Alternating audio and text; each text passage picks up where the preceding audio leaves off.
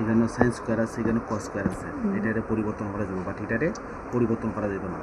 এটা সহজে পরিবর্তন করা যাবে। এই জন্য আমরা সাইন স্কোয়ার থিটার পরিবর্তে লিখতে পারবো 1 মাইনাস কস স্কোয়ার থিটা, যেহেতু sine square theta plus cos square theta সমান 1, সুতরাং আমরা লিখতে পারি সাইন স্কোয়ার থিটার পরিবর্তে আমরা লিখতে পারি 1 মাইনাস কস স্কোয়ার থিটা। মানে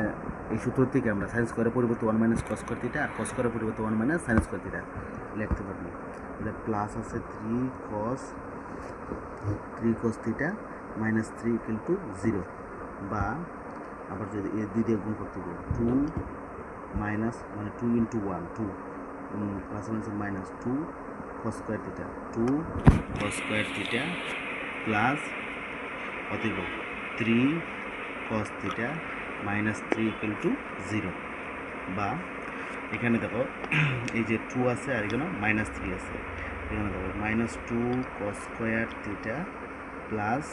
3 cos থিটা, মাইনাস 2 মাইনাস 3 থেকে প্লাস 2 বাদ দিকে থাকবো মাইনাস 1 থাকবো। ঠিক আছে, যেহেতু এখানে কি আছে মাইনাস আছে, মাইনাসটা মুক্ত করতে গেলে সবটি মাইনাস 1 দিয়ে গুণ, মাইনাস 1 দিয়ে গুণ করলে মাইনাসে মাইনাসে প্লাস হয়েছে 2 cos স্কোয়ার থিটা, এটা প্লাসে মাইনাসে মাইনাস 3 cos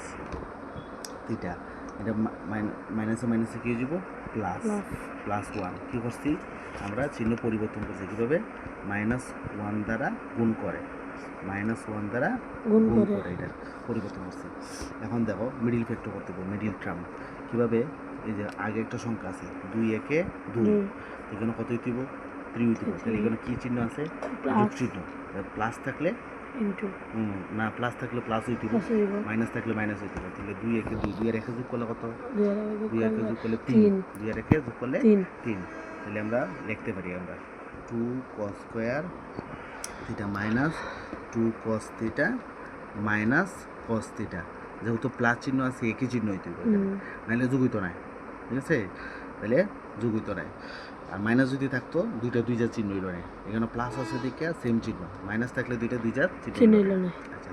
প্লাস 1, এটা হলো মিডিল ফ্যাক্টরের রুল আর কি। আচ্ছা এখন কি করতে পারি, এখান থেকে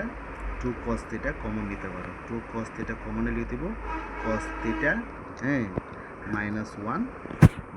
1 কমনে লিখে দিব cos থিটা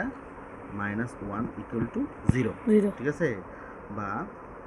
এখানে দেখো cos theta minus 1 cos theta minus common আসবো, আর কি থাকবো আনকমন 2 cos থিটা মাইনাস 1, এখানে 1 কমন নেওয়া হয়েছে, এখানে দেখবো 2 cos theta minus 1 equal to 0, বা না এখানে হয় গুণাকার আছে তো হয় cos theta minus 1 equal to 0, cos theta minus 1 equal to 0, বা cos theta minus 1 k plus 1, plus কত ডিগ্রি মান, মানে কত ডিগ্রি মান 1 হয়, cos 0 ডিগ্রি মান 1, cos 0 ডিগ্রি সমান 1 লিখতে পারি, তাহলে 1 for 0 degree cos 0 degree for 1, আর এর কি থিটা সমান 0 ডিগ্রি। একইভাবে অথবা আমরা এখানে লিখতে পারি, অথবা কি লিখতে পারি কেন 2 cos theta minus 1 equal to 0, বা এখানে দেখো cos theta minus 1 equal to 0। ঠিক আছে, এখানে কি আছে 2 cos থিটা আছে না, এখানে এই যে এখানে 2 থাকবো, 2 cos থিটা মাইনাস 1 মাইনাস 1 এদিকে কি হইব নিলাম না, আচ্ছা দেখ পরে লেনও নেই, তাহলে 2 cos থিটা সমান 1, এখানে একটা লাইন বেশি লেখা হয়েছে বাদ দে, এখানে cos থিটা এখানে সমান 2 গুণাকার আছে তো ইয়ে ভাগ হয়ে যাবে, এখন cos কত ডিগ্রি মান হাফ, cos 60 ডিগ্রি মান half, cos 60 degree, cos 60 degree সমান কি লিখতে পারি আমরা cos 60 ডিগ্রি সমান হাফ, তাহলে হাফ সমান cos 60 ডিগ্রি, তাহলে আমরা কি লিখতে পারি থিটা সমান 60 ডিগ্রি, তাহলে এটা হইছে থিটার মানটা 0 ডিগ্রি অথবা 60 ডিগ্রি সমাধান।